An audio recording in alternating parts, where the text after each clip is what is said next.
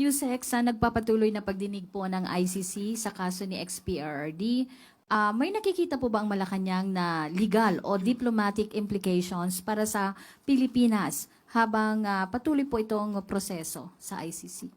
Sa ngayon ay hindi naman po nagiging issue ito dahil malamang ang makikita lang ng ibang bansa sa bansang Pilipinas ay hindi po nagtotolerate ng anumang kriminalidad, hindi po nagtotolerate ng anumang pang-aabuso.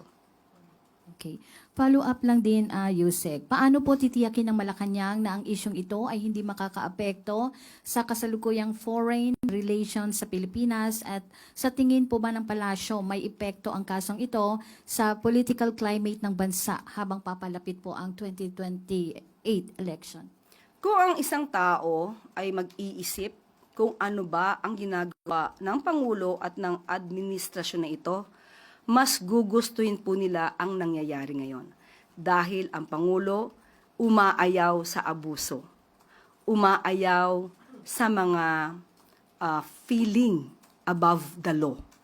So, doon lamang po siguro hindi po magkakaroon na anumang issue ito sa atin na administrasyon dahil tumutupad lamang po ang Pangulo sa batas.